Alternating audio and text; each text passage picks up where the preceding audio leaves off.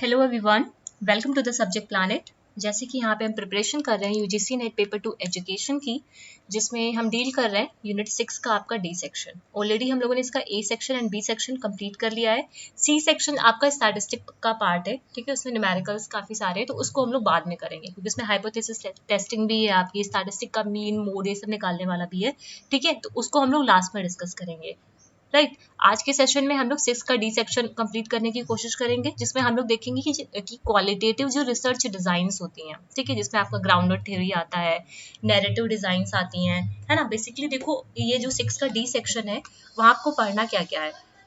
Grounded theory जो designs है वो पढ़ना है आपको, है ना।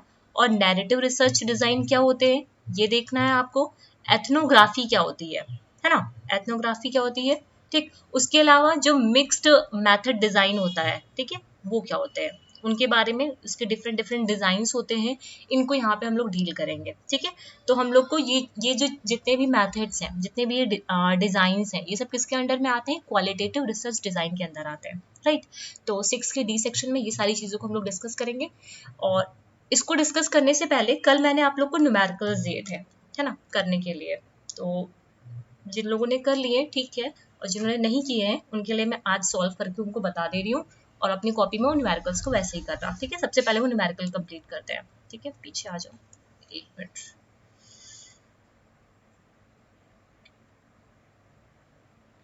न्यूमेरिकल्स कहाँ पे कल कराए थे आप लोग को। स्पीयरमैन ब्राउन करेक्शन था, है ना, KR20 एंड KR21, ठीक है, ऐसे थे।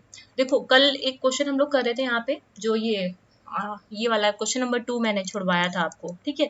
तो ये क्वेश्चन थोड़ा चेंज है, ठीक है। ये 2018 में ये क्वेश्चन आपका आया हुआ है, ठीक है। वो क्वेश्चन नहीं था, ये वाला क्वेश्चन था, करेक्ट क्वेश्चन ये है, ठीक है। 2018 में ये क्वेश्चन आया हुआ है आपका, जिसमें था कि a test having 20 item has a reliability coefficient of 0.60 if 80 more similar items are added, right. The new reliability coefficient would be, तो न्यू रिलायबिलिटी कोफिशिएंट कितना हो जाएगा, ठीक है। तो ये क्वेश्चन था आपका, ठीक है। और इसको मैंने सॉल्व करना आप लोग को बता दिया था, ठीक है। मैं एक बार तीनों को ही फिर से यहाँ पे बता दे रही हूँ आपको, ठीक है, कैसे आपको सॉल्व करना है। जो फर्स्ट क्वेश्चन है, सबसे पहले यहाँ पे आ जाते हैं। क्या बोल रहा है, if the correlation of the total scores on the odd number item with the total scores of the even number item, ठीक है। हमें क्या दे रखा है, कोरिलेशन दे रखा हुआ है ऑड नंबर और इवन नंबर। मैं इस क्वेश्चन की बात कर रही हूँ यहाँ पे, ठीक है। इनका हमें कोरिलेशन दे रखा हुआ है। हमें क्या करना है, एस्टिमेट करना है कि होल टेस्ट की रिलायबिलिटी क्या होगी। होल टेस्ट की रिलायबिलिटी के बारे में यहाँ पे बात की जा रही है। अगर हमें क्वेश्चन में बोला जाता है कि होल टेस्ट की रिलायबिलिटी, देखो मैंने यहाँ पे दो आपको फॉर्मूले बताए थे। एक तो ये स्पेयरमैन का करेक्शन का फॉर्मूला था, ये आपका बेसिकली जनरल फॉर्मूला है, ठीक है। मैं फिर से एक बार रिपीट कर दे रही हूँ आप लोग के लिए इसको, ठीक है। ये जनरल फॉर्मूला है, और ये आपका जब हम लोग को होल टेस्ट का रिलायबिलिटी निकालना होता है, एस्टिमेट करना होता है, in that case we use this formula, right. तो इसमें क्या बोला जा रहा है, होल टेस्ट निकालना है। हमें दे क्या रखा हुआ है, आर की वैल्यू दे रखी हुई है। आर एच क्या है आपका, correlation between the two halves, मतलब यहाँ पे जो आपका ऑड नंबर है, इवन नंबर है ना, उनका टोटल आपका कोरिलेशन कोफिशिएंट यहाँ पे दे रखा हुआ है। तो आर एच की वैल्यू क्या हो गई आपकी, 0.80 हो गई, राइट। और हमें निकालना क्या है, टोटल निकालना है, होल टेस्ट की रिलायबिलिटी निकालनी है। तो हम क्या करेंगे, सिंपल सा 2 इंटू 0.8 अपॉन 1 प्लस 0.8, ठीक है। आप इसको सॉल्व कर लीजिएगा आप लोग खुद से, ये मैंने शायद बताया था आप लोग को कल भी, ठीक है। तो ये सॉल्व कर लीजिएगा और आपका आंसर यहाँ पे आ जाएगा, ठीक है। इसमें कोई दिक्कत यहाँ पे नहीं होनी चाहिए। तो ये फर्स्ट क्वेश्चन था। अब आ जाते हैं सेकेंड क्वेश्चन पे। सेकेंड क्वेश्चन में क्या बोल रहा है, अ टेस्ट हैविंग 20 आइटम्स, ठीक है। एक टेस्ट है, उसमें कितने आइटम्स दे रखे हुए हैं, 20 आइटम दे रखे हुए हैं, जिसका हैज अ रिलायबिलिटी कोफिशिएंट, ठीक है। जिसका जो रिलायबिलिटी कोफिशिएंट है वो कितना दे रखा हुआ है, 0.60 दे रखा हुआ है, ठीक है। इसको इधर करते हैं क्योंकि थोड़ा सा लेंदी हो जाएगा। कैलकुलेशन आप लोग खुद से करिएगा, मैं आपको मेथड बता दे रही हूँ कैसे आप लोग को इसको करना है। फॉर्मूला ऑलरेडी मैंने बता रखा हुआ है, बट स्टिल कैसे करना है बता दे रही हूँ, ठीक है। टेस्ट है जिसमें 20 आइटम दे रखे हुए हैं। तो अगर मैं यहाँ पे नंबर ऑफ आइटम्स की बात करूँ तो वो कितने दे रखे हुए हैं आपके, नंबर ऑफ आइटम्स की अगर हम बात करते हैं यहाँ पे, तो कितने हैं यहाँ पे, 20 दे रखे हुए हैं, ठीक है। फिर बोल रहा है has a reliability coefficient of 0.60 और जिसका जो रिलायबिलिटी कोफिशिएंट है वो कितना दे रखा हुआ है 0.60 दे रखा हुआ है। तो रिलायबिलिटी कोफिशिएंट कितना हो गया आपका 0.60 हो गया। ठीक है, देन बोल रहा है if 80 more similar items are added, अगर हम इसमें इस 20 आइटम्स में, ये जो 20 आइटम्स है उसमें हम 80 आइटम्स और ऐड कर दे, सिमिलर आइटम्स को और ऐड कर दे, तो न्यू रिलायबिलिटी कोफिशिएंट क्या होगी। क्वेश्चन समझ में आया कि न्यू रिलायबिलिटी कोफिशिएंट क्या होगा अगर 20 आइटम में 80 और हम ऐड कर दे। तो नंबर ऑफ आइटम कितने ऐड कर रहे हैं यहाँ पे, ठीक है, नंबर ऑफ आइटम एडेड कितना कर रहे हैं हम लोग 80 कर रहे हैं। ठीक है, किसमें कर रहे हैं 20 में कर रहे हैं। तो टोटल नंबर ऑफ आइटम्स कितने हो गए आपके 100 हो गए। टोटल नंबर ऑफ आइटम्स कितने हो गए आपके 100 हो गए। यहाँ तक कोई दिक्कत नहीं होनी चाहिए। ठीक है, ये हो गए, ये न्यू नंबर ऑफ आइटम है। ठीक है, ये क्या है न्यू नंबर ऑफ आइटम कितने हो गए आपके 100 हो गए। पहले कितने थे 20 थे, उसमें हम लोगों ने 80 को ऐड कराया तो टोटल नंबर ऑफ आइटम या फिर न्यू नंबर ऑफ आइटम कितने हो गए आपके उस टेस्ट आइटम में 100 हो गए। ठीक है, हमें निकालना क्या है जो न्यू रिलायबिलिटी कोफिशिएंट है ना, जो न्यू रिलायबिलिटी कोफिशिएंट है वो कितना आएगा यहाँ पे, हमें ये फाइंड आउट करना है। ठीक है, एक मिनट। कल हम लोगों ने कल मैंने आप लोग को के का फॉर्मूला निकालना बताया था। क्या था वो, K is equals to n1 plus n2 upon n1, यही था। ठीक है, और ये फॉर्मूला हमें कब यूज करना है जब हमें किसी चीज को ऐड करना है। ठीक है, जब हम किसी चीज को ऐड कराते हैं उस केस में हम लोग क्या करते हैं इस वाले फॉर्मूले को यूज करते हैं। ये चीज मैंने कल आप लोग को क्लियर की थी यहाँ पे। ठीक है, तो यहाँ पे आ जाओ, एक मिनट, यहाँ पे आ जाओ। तो हम क्या करेंगे यहाँ पे के की वैल्यू निकालेंगे। ठीक है, हमें फॉर्मूला वो वाला लगाना है। ठीक है, इस वजह से हम यहाँ पे क्या निकालेंगे के की वैल्यू निकालेंगे। तो के की वैल्यू क्या हो जाएगी आपकी n1 प्लस n2। n1 क्या है आपका 20, n1 क्या है आपका 20, n2 क्या है आपका, अब ये जो आप 80 करोगे। ठीक है, n1 कितना हो गया ये n1 plus n2 upon n1। ठीक है, n1 कितना है आपका 20 प्लस 80 बाय 20। ठीक है, ये कितना आ जाएगा 100 बाई 20, इसे सॉल्व कर लो कितना हो जाएगा 5। तो के की वैल्यू कितनी आ गई आपकी 5 आ गई। ठीक है, अब वो जो पीछे फॉर्मूला लिखा है वो देख लो यहाँ पे क्या है के, इसको लिख लेते हैं यहाँ पे। ठीक है, मैं इसको यहाँ पे सॉल्व कर रही हूँ आगे। क्या हो जाएगा यहाँ पे आपका रिलायबिलिटी जो कोफिशिएंट हो जाएगा वो कितना हो जाएगा आपका यहाँ पे, जो न्यू रिलायबिलिटी कोफिशिएंट आ जाएगा के आर 1 प्लस के माइनस आर, और ये फिर आर हो जाएगा। ठीक है, के की वैल्यू कितनी दे रखी हुई है 5 दे रखी हुई है। रिलायबिलिटी कोफिशिएंट कितना दे रखा हुआ है 0.6 दे रखा हुआ है ना। 1 प्लस और के माइनस आर। ठीक है, के माइनस आर कहने का मतलब क्या हो गया, के माइनस आर करोगे तो कितना हो जाएगा, के की वैल्यू कितनी हो गई 5 हो गई, और आर की वैल्यू कितनी दे रखी है 0.6 माइनस 0.6। ठीक है, सॉरी यहाँ पे के माइनस आर नहीं, ये 1 है, सॉरी इसको 1 कर लो, ये 1 है।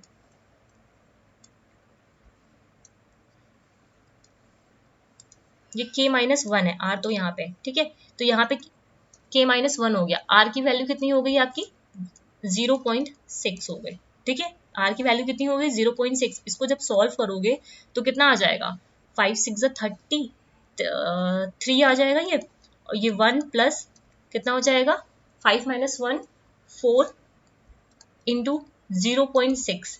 ठीक है, अब इसको पूरे को सॉल्व करोगे तो आपको क्या मिल जाएगा न्यू रिलायबिलिटी कोफिशिएंट मिल जाएगा, न्यू रिलायबिलिटी कोफिशिएंट मिल जाएगा। ठीक है, इसको पूरा आप सॉल्व कर लेना जो भी आपका आंसर आता है। ठीक है, अप्रोक्सीमेटली 0.88 करके अप्रोक्सीमेटली ऐसा कुछ आएगा आपका, कुछ अप्रोक्स में इतना आंसर आएगा।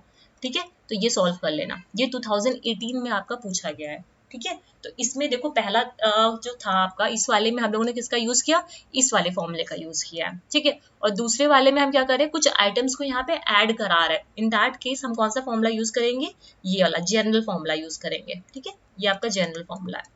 क्लियर है। नेक्स्ट क्वेश्चन क्या बोल रहा है, अगर इन दोनों क्वेश्चन को करने में, कैलकुलेशन करने में कोई दिक्कत आए तो मुझे कमेंट सेक्शन में लिख के बताइएगा। Next question says if we find a correlation coefficient of 0.65 between two halves of a test, ठीक है, the estimated reliability of a entire test का जो रिलायबिलिटी होगा using the Spearman Brown formula क्या होगा। तो ये वाला आपका होमवर्क के लिए है, ठीक है, इसका आंसर आप लोग मुझे खुद बताएंगे, ठीक है। दोनों ही फॉर्मूले की मैंने एक एक कंसेप्ट पे यहाँ पे डिस्कस कर दिया है, राइट। नेक्स्ट आ जाओ, और यहाँ पे मैं अब आ जाते हैं हम लोग Kudar Richardson estimate of reliability पे, ठीक है। अब यहाँ पे आ जाओ, सबसे पहले क्या है, एक फॉर्मूला हम लोगों ने ये वाला देखा, ठीक है, जिसमें एन क्या है, नंबर ऑफ आइटम्स हैं, और सिग्मा स्क्वायर क्या है, वेरिएंस है, पी क्या है, करेक्ट रिस्पॉन्स है, क्यू क्या है, आपका रॉन्ग रिस्पॉन्स है, ठीक है। और उसके अलावा यहाँ पे KR20 एंड KR21 दो फॉर्मूले हैं आपके, ठीक है। ये क्या है, KR21 का है जिसे रो से भी रिप्रेजेंट करते हैं, ठीक है, और ये KR20 का फॉर्मूला है, राइट। अब सबसे पहला जो क्वेश्चन है आपका क्या बोल रहा है, फर्स्ट क्वेश्चन में मैं सभी क्वेश्चंस का आपको कैसे फ्रेम करना बता दे रही हूँ, कैलकुलेशन आपको खुद से करनी है, कैलकुलेशन आपको खुद से करनी है यहाँ पे, ठीक है।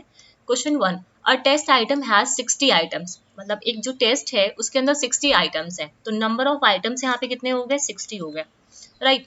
The standard deviation of a test score is 6.5, ये जो स्टैंडर्ड डेविएशन होता है उसको हम लोग किससे रिप्रेजेंट करते हैं, सिग्मा से रिप्रेजेंट करते हैं, ठीक है। तो स्टैंडर्ड डेविएशन हमें कितना दे रखा हुआ है, 6.5 दे रखा है। Sum of the product of proportion of right and wrong response, ठीक है, मतलब जो ये प्रोडक्ट है, ठीक है, जो आपका right and wrong response P और क्यू है उसका प्रोडक्ट हमें दे रखा हुआ, कितना दे रखा हुआ, पी क्यू की वैल्यू कितनी है, 10.50 दे रखी है, 10.50 दे रखी है, राइट।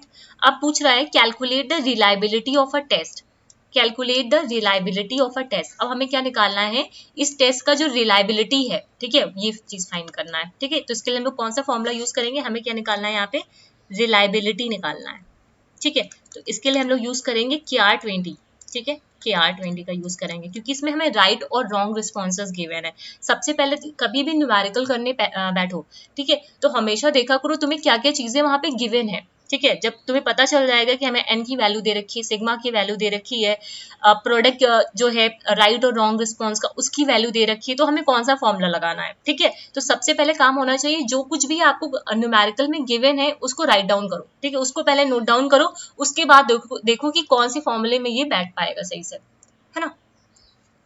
अब KR20 का फॉर्मूला क्या है आपका, n/n-1,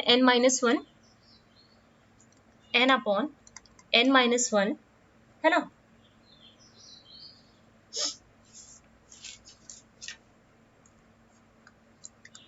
1 minus sigma PQ bye ये स्क्वायर हो गया, ठीक है, ये समेशन है, सॉरी सिग्मा ये है, सिग्मा का स्क्वायर हो गया, ठीक है। इसे क्या बोलते हैं, एक चीज यहाँ पे और लिख लो, ये जो सिग्मा होता है, ठीक है, इसको बोलते हैं हम लोग स्टैंडर्ड डेविएशन, स्टैंडर्ड डेविएशन, ठीक है। और ये जो सिग्मा स्क्वायर होता है इसको बोलते हैं वेरिएंस, इसको बोलते हैं वेरिएंस, ठीक है। हम लोग पढ़ेंगे आगे जब स्टैटिस्टिक का पार्ट करेंगे, ये आपको निकालने के लिए आता है कि वेरिएंस निकालने के लिए, स्टैंडर्ड डेविएशन निकालने के लिए, ठीक है। अब यहाँ पे हमें दे क्या रखा हुआ है, हमें क्या दे रखा है, सिग्मा की वैल्यू दे रखी हुई है, हमें निकालना क्या है, वेरिएंस निकालना है। तो अगर हम सिग्मा का स्क्वायर कर दे तो हमारा वेरिएंस आ जाएगा, है ना। सिग्मा की वैल्यू हमें गिवन है 6.5, अगर हम इस सिग्मा का स्क्वायर कर दें, ठीक है, तो क्या आ जाएगा, हमारा वेरिएंस आ जाएगा। तो कुछ नहीं करना, यहाँ पे वैल्यूज को पुट कर दो, नंबर ऑफ आइटम 60 दे रखे हैं, यहाँ पे कितना हो जाएगा, 60 माइनस 1 हो जाएगा, 1 माइनस 10.50 हो गया, है ना। और ये सिग्मा का स्क्वायर है तो 6.5 का यहाँ पे स्क्वायर कर देंगे, 6.5 का स्क्वायर कर देंगे, ठीक है। बस कुछ नहीं करना है, इसको आपको कैलकुलेट कर लेना है पूरा, ठीक है, और बस आपका आंसर आ गया, ये पूरा रिलायबिलिटी आ गया आपका, ठीक है। इसको पूरे को कैलकुलेट करो और इसका आंसर निकालो, ठीक है। उम्मीद करती हूँ कैलकुलेशन कर लोगे, अगर कैलकुलेशन में कोई दिक्कत आ रही है तो मुझे मैसेज करना, तब मैं आगे उसको कैलकुलेट, मैं बिल्कुल बेसिक से बता दूंगी कैसे कैलकुलेट करते हैं, ठीक है। ऐसे मुझे लगता है आप लोग कर लोगे इसे KR20 का, ठीक है। तो यहाँ से आपका क्या निकल के आएगा, जो रिलायबिलिटी है टेस्ट की, ठीक है, वो आप निकाल लोगे यहाँ पे, ठीक है। अब आ जाओ नेक्स्ट क्वेश्चन पे, क्वेश्चन नंबर 1, ठीक है। नेक्स्ट क्वेश्चन पे आ जाओ, क्वेश्चन नंबर 2, क्वेश्चन नंबर 2 में बोल रहा है assume that you have administered a 50 item test, ठीक है 50 आइटम टेस्ट आपने, मतलब 50 टेस्ट में कितने आइटम्स है, नंबर ऑफ आइटम्स कितने हैं यहाँ पे आपके पास 50 हैं, नंबर ऑफ आइटम्स कितने हैं यहाँ पे 50 हैं, राइट। फिर क्या बोल रहा है calculated the mean to be 40, मतलब इसका जो कैलकुलेटेड मीन आ रहा है वो कितना आ रहा है 40 आ रहा है, ठीक है 40 मीन्स आपका x की वैल्यू कितनी दे रखी हुई है यहाँ पे 40 दे रखी हुई है, ठीक है। And the standard deviation to be 4, और स्टैंडर्ड डेविएशन कितना दे रखा है यहाँ पे 4 दे रखा हुआ है, ठीक है। फिर क्या बोल रहा है यहाँ पे the reliability of a test, हमें क्या फाइंड करना है, रिलायबिलिटी ऑफ अ टेस्ट निकालना है, रिलायबिलिटी निकालना है, ठीक है। अब इसके लिए कौन सा फॉर्मूला यूज करोगे, इसके लिए एक इसका ये जो आपका है ये वाला फॉर्मूला KR20 का जो फॉर्मूला है इसका एक और फॉर्मूला है आपका, जैसे ये वाला जो फॉर्मूला आपने लिखा है, सॉरी KR21 वाला फॉर्मूला, ठीक है, इसका एक और फॉर्मूला यहाँ पे लिख लो, ये इसका जनरल फॉर्मूला है, ठीक है। ये जो मैं फॉर्मूला यहाँ पे लिख रही हूँ KR21 का, ठीक है, वो कौन सा फॉर्मूला है, ये आपका जनरल फॉर्मूला है। एक मिनट को पेन चेंज कर दूं, ये कॉपी में लिख लो, कल मैंने लिखवाया नहीं था, ये जनरल फॉर्मूला है, ठीक है। कि ये हो जाएगा आपका स्टैंडर्ड डेविएशन, ठीक है, स्क्वायर माइनस एक्स बार, ठीक है, एक्स बार को ही हम लोग मीन बोलते हैं, एक्स बार को ही हम लोग क्या बोलते हैं, मीन बोलते हैं, के माइनस एक्स बार, कॉपी में लिख लेना, ठीक है। उसके बाद क्या हो जाएगा यहाँ पे स्टैंडर्ड डेविएशन है ना का स्क्वायर, या फिर सिग्मा स्क्वायर भी इसको लिख सकते हो, ठीक है, के माइनस वन, के माइनस वन, ठीक है। यहाँ तक चीजें क्लियर है।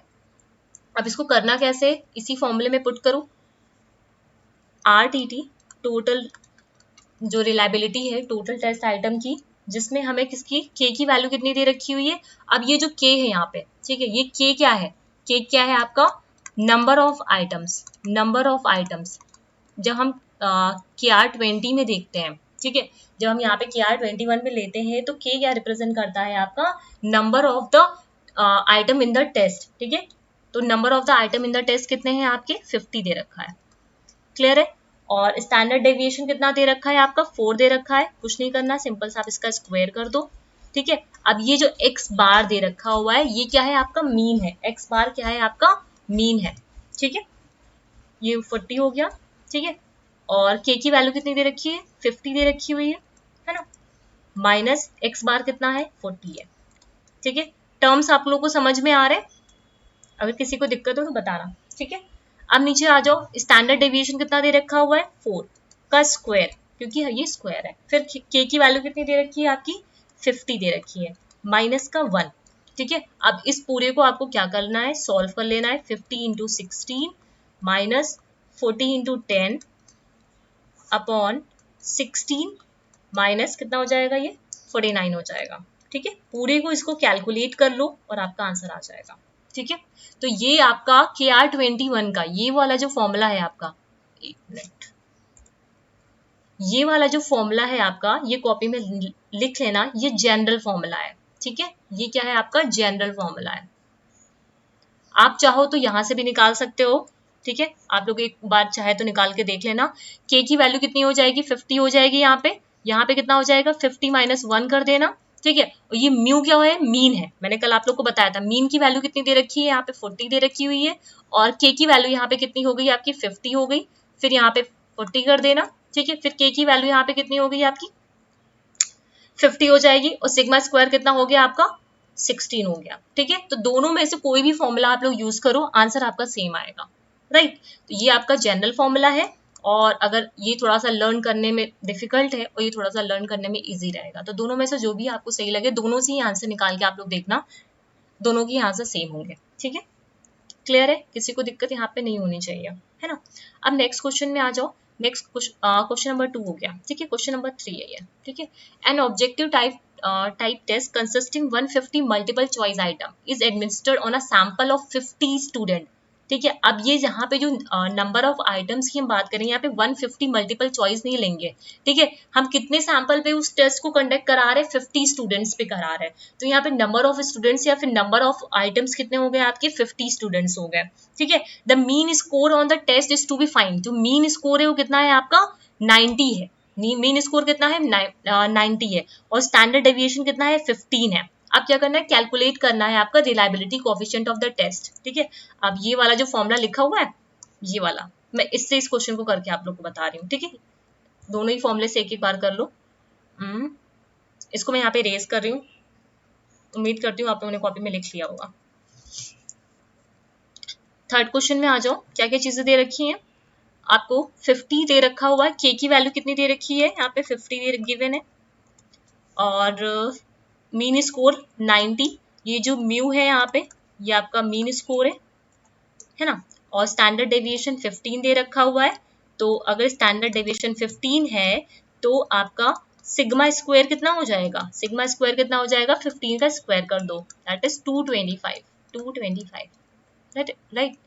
कैलकुलेट द रिलायबिलिटी कोएफिशिएंट, कुछ नहीं करना है, यहाँ पे वैल्यूज को रखो, के कितना हो गया, 50 हो गया, और 50 माइनस 1 कर दो, 49 हो गया, है ना। 1 माइनस म्यू की वैल्यू कितनी होगी, 90 होगी, के की वैल्यू कितनी होगी आपकी, 50 हो गई, म्यू की 90 हो गई, ठीक है, और के की वैल्यू फिर 50 हो गई, सिग्मा स्क्वायर कितना हो गया, 225 हो गए। इसको सॉल्व कर लेना, आपका क्या आ जाएगा, रिलायबिलिटी कोएफिशिएंट आ जाएगा, ठीक है। क्लियर है सारी बातें। तो यहाँ पे हम लोगों ने कौन से फॉर्मूले देखे, स्पीयरमैन ब्राउन का करेक्शन फॉर्मूला देखा, और आपका जो KR20 और KR21 से, ठीक है, ये आपके PYQs के क्वेश्चंस थे, वही मैंने यहाँ पे दिए हुए हैं, ठीक है। उम्मीद करती हूँ यहाँ तक चीजें आप लोगों को क्लियर होंगी। कल मैंने इसको कैलकुलेट करके पूरा नहीं बताया था, तो आज मैंने इसको यहाँ पे क्लियर कर दिया है। और जो लास्ट की कैलकुलेशन है वो आप लोग खुद से करिएगा, कैलकुलेटर वगैरह का यूज मत करिएगा, ठीक है। ये सारी चीजें हम लोग ने ऑलरेडी देख रखी हैं, जिन लोगों ने भी इन वीडियोस को नहीं देखा है वो जाके इनको देख लेंगे, है ना। अब हम लोग आ जाते हैं अपने टॉपिक पे, जो आज हम लोग को यहाँ पे डिस्कस करना है। क्या क्या हम लोग को देखना है, क्वालिटेटिव रिसर्च डिजाइन में ग्राउंडेड थ्योरी देखना है, नैरेटिव रिसर्च देखनी है, एथनोग्राफी देखनी है, और मिक्स मेथड डिजाइन देखनी है। सबसे पहले आ जाओ, क्वालिटेटिव रिसर्च क्या होता है। देखो, क्वालिटेटिव और क्वांटिटेटिव दोनों का कंसेप्ट मैं आप लोग को क्लियर करा चुकी हूँ, ठीक है, प्रीवियस की जो वीडियोज है। अगर कोई डाउट हो तो कमेंट सेक्शन में लिख के बताइएगा। क्वालिटेटिव रिसर्च क्या है, एक नेचुरलिस्टिक, यहाँ पे ज्यादातर मैंने कोशिश की है आप लोग को की पॉइंट देने की, ठीक है। क्वालिटेटिव रिसर्च क्या है, एक प्रोसेस है नेचुरलिस्टिक इंक्वायरी का, ठीक है। नेचुरलिस्टिक इंक्वायरी का एक प्रोसेस है जहां पे हम क्या करते हैं, इन डेप्थ अंडरस्टैंडिंग होती है। यहाँ पे सोशल फिनोमेना जो भी हो रहा है उसको हम लोग क्या करते हैं, डीपली खोजने की कोशिश करते हैं, ठीक है। इन डेप्थ अंडरस्टैंडिंग वहां पे होती है within their natural settings. It focus on why rather than what, ठीक है। व्हाट किस पे, व्हाट कहाँ पे आता है आपका, क्वांटिटेटिव में आता है, और वाई कहाँ पे आता है आपका, क्वालिटेटिव में आता है, जहां पे आप आंसर को ढूंढने की कोशिश करते हो, ठीक है। इन डेप्थ जाकर उसको देखने की कोशिश करते हो, लाइक आपका केस स्टडी हो गया, है ना, rather than what of social phenomena, and relies on the direct experiences of human beings rather than by logical and statistical procedure। Logical और स्टैटिस्टिकल जो प्रोसीजर होते हैं ये हम लोग कहाँ पे यूज करते हैं, अपने क्वांटिटेटिव रिसर्च में यूज करते हैं। लेकिन जब हम ह्यूमन बीइंग का जो डायरेक्ट एक्सपीरियंस होता है, उनका जो पूरा ऑब्जर्वेशन होता है, वो सब कहाँ पे आता है, हमारे क्वालिटेटिव रिसर्च में आता है। Qualitative research including use multiple system of inquiry for the study of human phenomena, like case study use करते हैं, एथनोग्राफी का यूज करते हैं जहाँ पे कल्चर की स्टडी होती है, ग्राउंडेड थ्योरी होती है जहाँ पे थ्योरी को इमर्ज कराते हैं, है ना। In qualitative research, researcher typically gather multiple forms of data such as interviews, observation, document rather than relying on a single data source। जब हम qualitative research की बात करते हैं तो यहाँ पे different resources का यूज करता है रिसर्चर डेटा को गैदर करने के लिए। वो इंटरव्यू कर सकता है, ऑब्जर्वेशन करता है, डॉक्यूमेंट्स का यूज कर सकता है। बट जब हम क्वांटिटेटिव की बात करते हैं तो वहाँ पे सिंगल डेटा सोर्स ही होता है, ठीक है। वहाँ पे क्या होता है, आपका सिंगल डेटा सोर्स ही होता है जिसपे हम लोग रिलाई करते हैं। The research process for qualitative research is emergent design.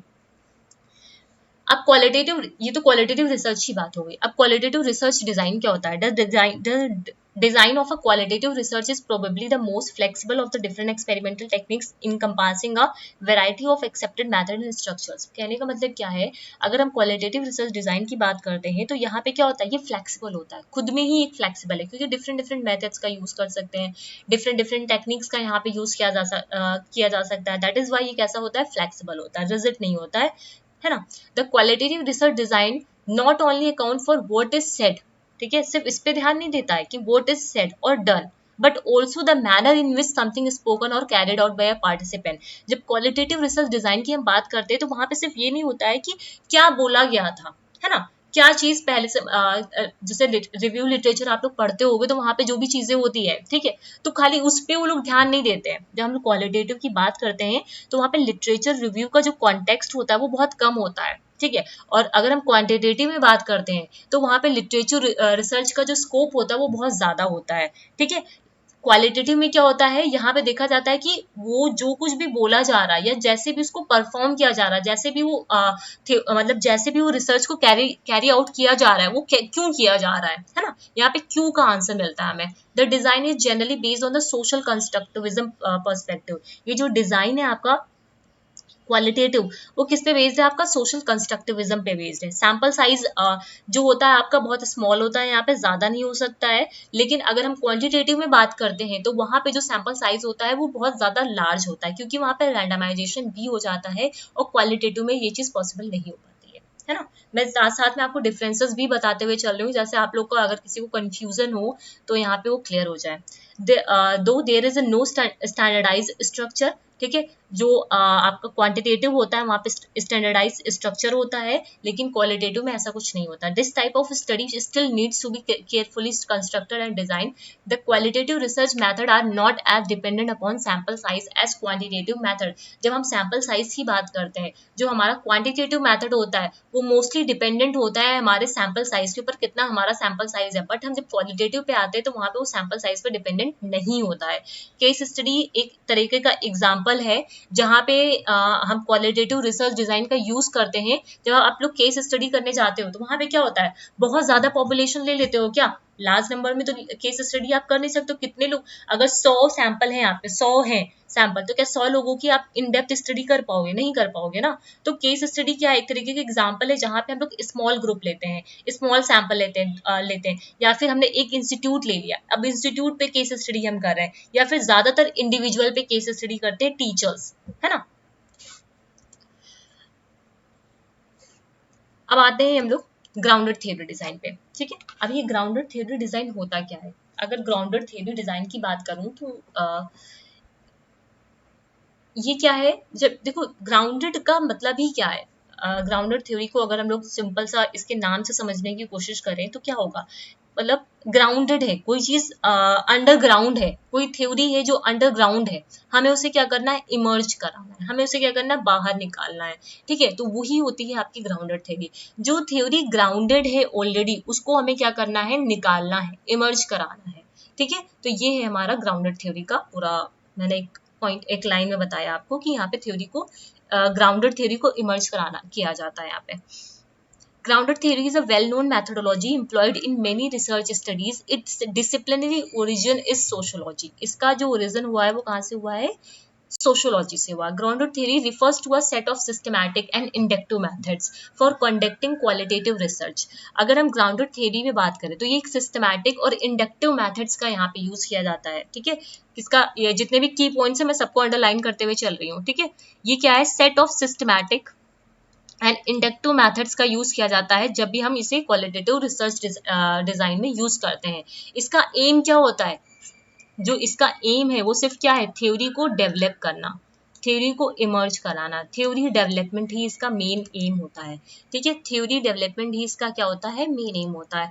The term grounded theory denotes dual referent, ठीक है. जो आपका ग्राउंडेड थ्योरी का टर्म है वो दो चीजों को बताता है आपका, एक मिनट, हाँ, दो चीजों को बताता है, ड्यूअल डिफरेंट को बताता है, जिसमें आता है method consisting of flexible methodological strategies and product of this type of inquiry, ठीक है. यहाँ पे क्या होता है, जो वो मेथड्स का यूज किया जाता है, मैथोडोलॉजी का यूज करते हैं जो फ्लेक्सिबल होते हैं, ठीक है, इंक्वायरी ओरिएंटेड होते हैं। Grounded theory is introduce as an inductive and comparative methodology. ठीक है, ये एक इंडक्टिव कंपैरेटिव मेथोडोलॉजी है जो सिस्टमेटिकली गाइड करती है किसी भी डेटा को गैदर करने में, सिंथेसाइज करने में, एनालाइज करने में, मतलब तोड़ तोड़ के देखना, फिर उसको मिला जुला कर देखना, फिर उसको कंसेप्चुलाइज करने में।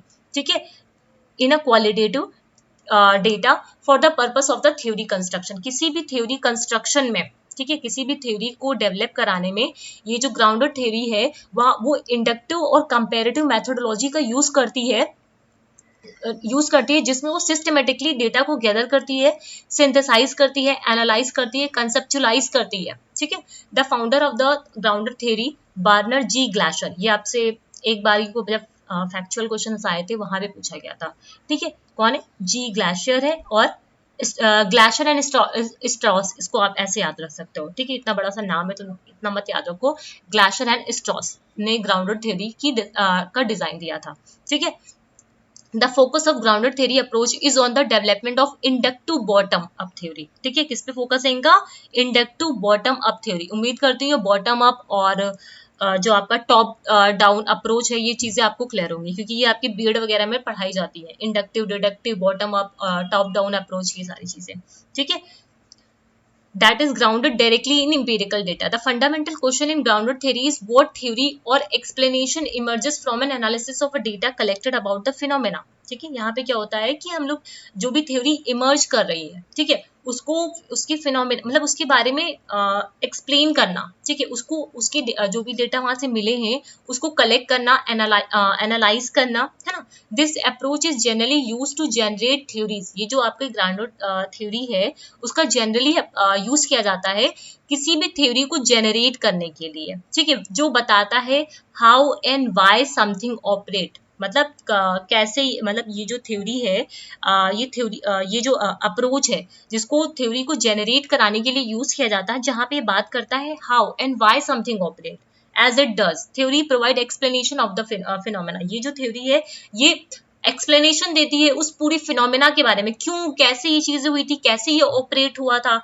है ना, ये कैसे थ्योरी डेवलप हुई थी, है ना, इन सब सारी चीजों के बारे में ये ग्राउंडेड थ्योरी डिजाइन बात करता है। राइट, ग्लाशर ने बोला है जो ग्राउंडेड थ्योरी है ये आपका की पॉइंट है, मल्टीवेरिएट है। क्या है? मल्टीवेरिएट है। इट हैपेंस सिक्वेंशियली, ये सिक्वेंशियली होता है, सब्सिक्वेंटली होता है, साइमल्टेनियसली होता है, और स्क्रीन डेपिटसली और शेड्यूल्ड होता है, पहले से ही ये शेड्यूल होता है। ये सारे आपके की पॉइंट है, ठीक है, ग्राउंडेड थ्योरी के। However, the result of grounded theory are not a reporting of fact, but a set of probability statement. मतलब ये पूरे फैक्ट को रिपोर्ट नहीं करती, बट एक प्रोबेबिलिटी स्टेटमेंट होता है जहां पे वो रिलेशनशिप बताती है कंसेप्ट के बीच में, डेटा को इंटीग्रेट कराती है, और कंसेप्चुअल हाइपोथेसिस का यहाँ पे डेवलपमेंट होता है फ्रॉम द इंपेरिकल डाटा। ये ध्यान देना, यहाँ पे कंसेप्चुअल हाइपोथेसिस का डेवलप्ड होता है फ्रॉम द इंपेरिकल डाटा। ठीक है, ये चीज यहाँ पे ध्यान रखना। तो ये होता है आपका ग्राउंडेड थ्योरी का डिजाइन। ठीक है, क्लियर है यहाँ पे बातें? जितना मैंने यहाँ पे हाईलाइट किया है, ठीक है, जो भी रेड पेन से हाईलाइट किया है, ठीक है, उन चीजों को अपनी कॉपी में जरूर लिखिएगा। ठीक है, मैं इसको कुछ की पॉइंट में भी आप लोग को यहाँ पे बता दे रही हूँ, अपनी कॉपी में ऐसे बना करके लिखना आप लोग। वैसे ये रिवीजन सीरीज में बताना था, लेकिन चलो यहाँ भी बता देती हूँ।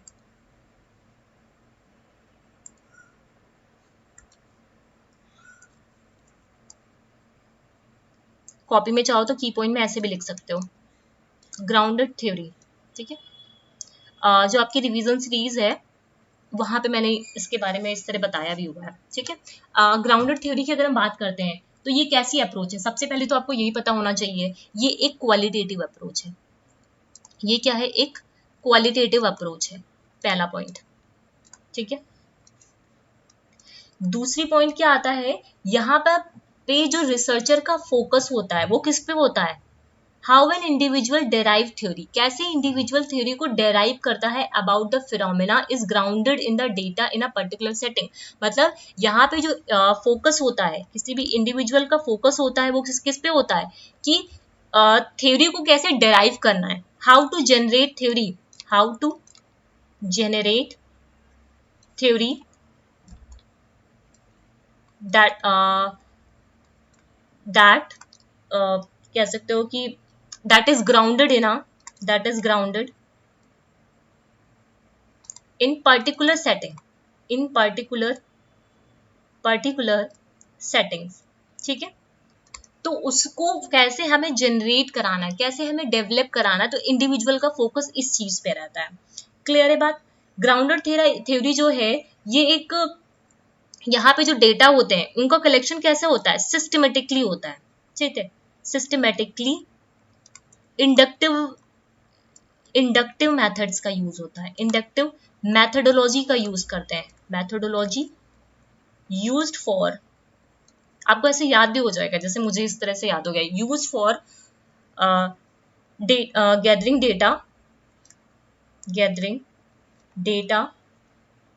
है ना, डेटा गैदरिंग कर सकते हो, एंड एनालाइज्ड, ठीक है, एनालाइज्ड, ठीक है। तो ये है ग्राउंडेड थ्योरी का। अब जो ग्राउंडेड थ्योरी है वो एक सिस्टमैटिक थ्योरी है जहाँ पे सिस्टमेटाइज्ड मेथड्स का यूज किया जाता है, जहाँ पे कुछ टर्म्स आते हैं आपके, जब ये जो ग्राउंडेड थ्योरी की बात करते हैं वहाँ पे कुछ टर्म्स आते हैं, लाइक आता है थ्योरेटिकल सैम्पलिंग।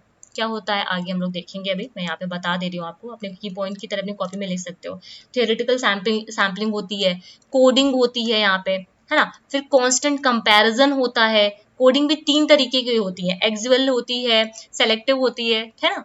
कांस्टेंट कंपैरिजन होता है यहाँ पे, कांस्टेंट कंपैरिजन होता है, ठीक है। फिर आइडेंटिफिकेशन होता है यहाँ पे, किसका आइडेंटिफिकेशन होता है, ये कॉपी में लिख लेना, आइडेंटिफिकेशन ऑफ कोर वेरिएबल, ठीक है। कोर, जब कांस्टेंट कंपैरिजन करा लेते हैं तो आइडेंटिफिकेशन करते हैं कि कोर वेरिएबल कौन सा है, ठीक। कोर वेरिएबल मिलने के बाद एक पॉइंट आता है यहाँ पे सैचुरेशन, जिसके बाद से कोई भी डेटा आपको मिलना यहाँ पे बंद हो जाता है, ठीक है, कोई भी डेटा आपको मिलना यहाँ पे बंद हो जाता है। तो अपनी कॉपी में ये चीज लिख लेना। सबसे पहले क्या होता है, थ्योरेटिकल सैम्पलिंग, ठीक है, देखते हैं अभी ये है क्या। फिर क्या है, कोडिंग करते हैं। कोडिंग भी 3 तरीके की होती है, open coding, axial coding and selective coding, ठीक है। कोडिंग भी कितने तरीके की होती है, 3 तरीके की होती है आपकी। उसके बाद आता है कांस्टेंट कंपैरिजन। कॉन्स्टेंटली हम क्या करते हैं, उसको कंपेयर कराते हैं। कंपैरिजन कराने के बाद हम एक कोर वेरिएबल निकालते हैं।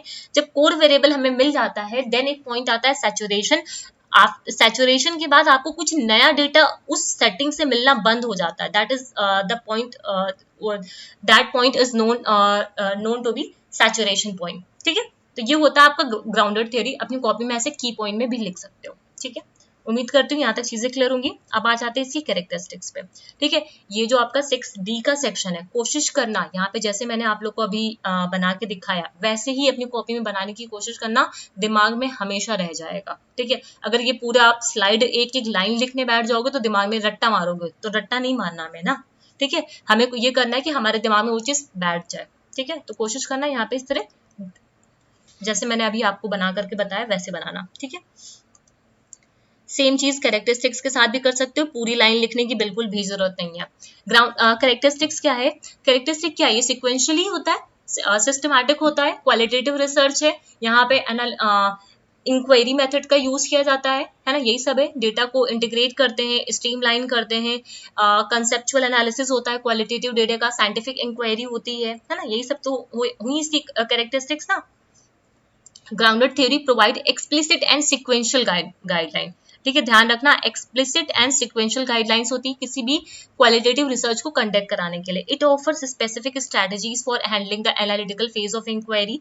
फिर आता है स्ट्रीमलाइन और इंटीग्रेट करती है डेटा कलेक्शन एंड एनालिसिस को, एडवांस करती है conceptual analysis of a qualitative data को, लेजिटिमाइज करती है लेजिटिमाइज करती है, ठीक है, किसको, क्वालिटेटिव जो रिसर्च होती है like scientific inquiry. Grounded theory is well known as a methodology employed in many research studies, कई सारी रिसर्च स्टडीज में इसका यूज किया जाता है।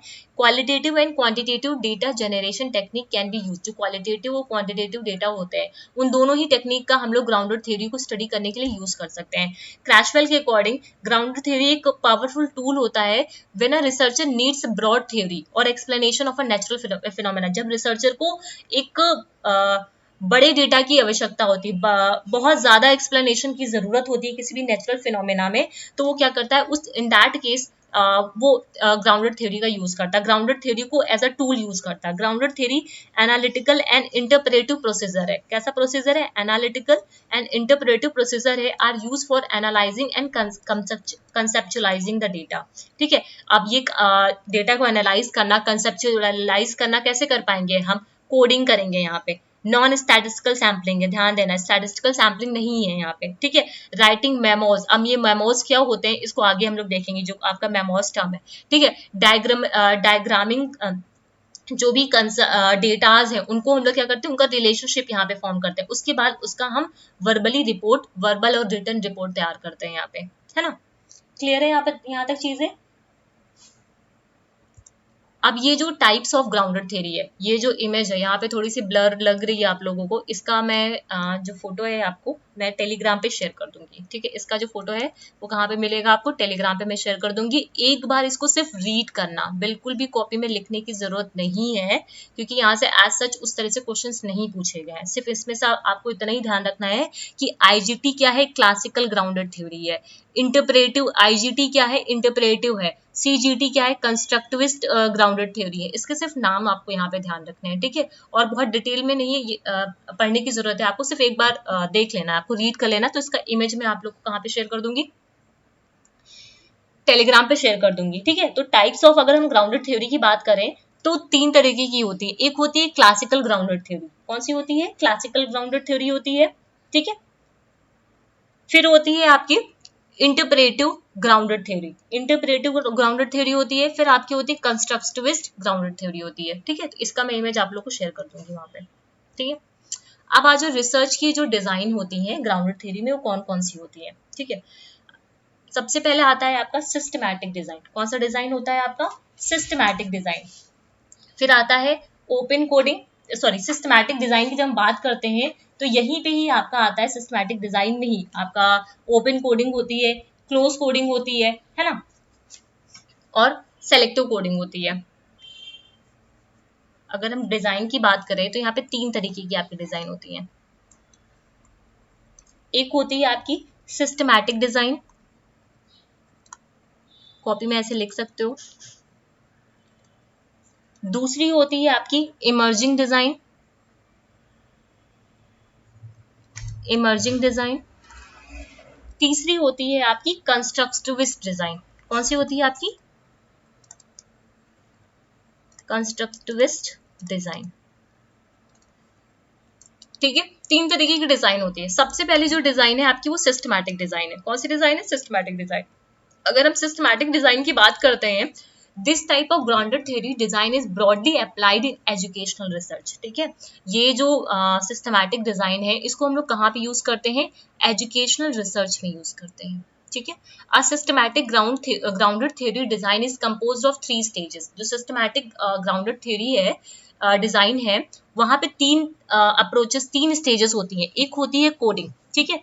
अब ये जो कोडिंग होती है वो कौन सी होती है, ओपन कोडिंग होती है, जिसके बारे में अभी हमने बात की। फिर होती है एक्सियल कोडिंग होती है, फिर होती है सेलेक्टिव कोडिंग। फिर कौन सी होती है, सेलेक्टिव कोडिंग। 3 तरीके की कोडिंग है, open, axial and selective coding, ठीक है।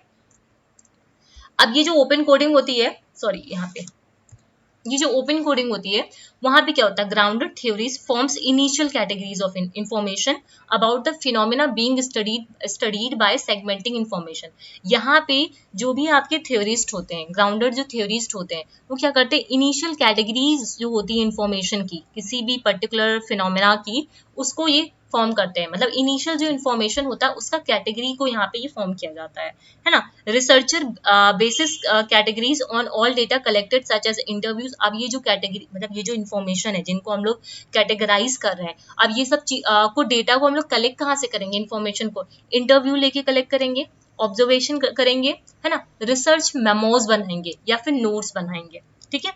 In open coding the data are divided into 2 segments. जो ओपन कोडिंग में डेटा को 2 सेगमेंट्स में डिवाइड किया जाता है, ठीक है। पहले 2 सेगमेंट्स में डिवाइड कर लो डेटा को, ठीक है, पहला काम ये होता है। उसके बाद स्क्रूटनाइज करते हैं for communities that reflect categories और थीम्स, ठीक है। जब इसको स्क्रूटनाइज करते हैं तो वो क्या रिफ्लेक्ट करता है, जो उनकी कैटेगरीज है, जो उनकी थीम्स है, उन चीजों को वो रिफ्लेक्ट करता है। आफ्टर डेटा आर कैटेगराइज, सबसे पहले डेटा को यहाँ पे हमें क्या करना है, कैटेगराइज कर। पहले डेटा को ओपन कोडिंग में क्या करते हैं, पहले डेटा को 2 सेगमेंट में डिवाइड कर लो। 2 सेगमेंट में डिवाइड करने के बाद उनको क्या करना है, आपको कैटेगरीज में, कैटेगरीज या थीम में इसको डिवाइड मतलब कर देना है, ठीक है। जब डेटा आपके कैटेगराइज हो जाए they are further examined for the properties that categories each category. फिर उसके बाद हमने कैटेगरी बनाने के बाद भी, जब हमने इसकी कैटेगरीज में बना दिया, उसके बाद भी इसको फर्दर एनालाइज करना है, फर्दर एग्जामिन करना है हर कैटेगरी को। In general open coding is the process of reducing the data to a small set of things. ध्यान देना, ये की पॉइंट है आपका। ओपन कोडिंग में हम क्या करते हैं, डेटा को रिड्यूस करते हैं small set of things that appears to describe the phenomena under the investigation. मतलब हम ये क्या करते हैं, जो पूरी फिनोमेना का हमने पूरा कोडिंग कर रखी है, पूरा जो हमने कैटेगरी कर रखी है, उसको हम क्या करते हैं, उस पूरे डेटा को यहाँ पे रिड्यूस करते हैं। ठीक है, उसको हम क्या करते हैं, रिड्यूस करके एक छोटे से थीम बनाते हैं जो पूरे उस फिनोमेना को डिस्क्राइब करता है। ठीक है, in short open coding is the initial stage of forming emergent theory और कंसेप्चुअलाइजेशन। ये एक इनिशियल स्टेज होती है, कभी भी आप थ्योरी को डेवलप करने से पहले, बनाने से पहले, सबसे पहले जो आपकी कोडिंग होती है वो कौन सी कोडिंग होती है, आपकी ओपन कोडिंग होती है। कौन सी होती है, ओपन कोडिंग होती है। ये चीजें यहाँ पे क्लियर है, उम्मीद करती हूँ यहाँ तक दिक्कत नहीं होगी। ठीक है, ओपन कोडिंग में हम क्या करते हैं, डेटा को कोड करते हैं, क्रिएट करते हैं कोड एंड कैटेगरीज को। यहाँ पे ध्यान क्या कर सकते हो, कैसे याद कर सकते हो, क्रिएट न्यू कैटेगरीज। ठीक है, यहाँ पे न्यू कैटेगरीज को हम लोग क्रिएट करते हैं, इनिशियल स्टेज होता है। ठीक है, कैटेगरीज बनाते हैं और उसके बाद उसकी सब कैटेगरीज बनाते हैं, उसको एग्जामिन करते हैं, है ना, सब कैटेगरीज बनाते हैं। ठीक है, तो ये होता है आपका ओपन कोडिंग। क्लियर है यहाँ पे, इससे क्वेश्चंस पूछे गए आपके, ये जो कोडिंग वाला पॉइंट बता रही हूँ मैं। फिर आते हैं हम लोग एक्सियल कोडिंग में। एक्सियल कोडिंग में एक्सियल का मतलब क्या समझ रहे हो, मतलब जब एक्सेल की बात करते हो तो लिंक से समझ सकते हो ना। आपने इस केस में क्या किया, इस केस में आपने कैटेगरीज बनाई, अब इन कैटेगरीज को जब हम लिंक कर देंगे तो क्या हो जाएगा, एक्सेल हो जाएगा। तो एक्सेल कोडिंग को कैसे ध्यान रख सकते हो, यहाँ पे क्या होता है, लिंक बनाते हैं हम लोग। ठीक है, links between categories and codes. ठीक है, जो भी कैटेगरीज हैं, कोड्स हैं, उनके बीच में लिंक करना।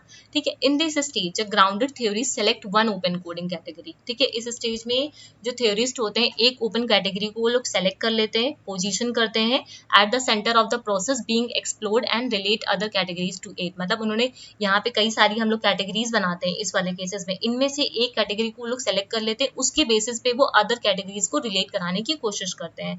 These other categories are the causal conditions। ठीक है, और ये जो अदर कैटेगरीज होती है वो क्या होती है, कॉजल कंडीशंस होती हैं, स्ट्रैटेजीज होती है, कंटेक्चुअल होता है, इंटरवेनिंग कंडीशन और कॉन्सिक्वेंसेज होते हैं।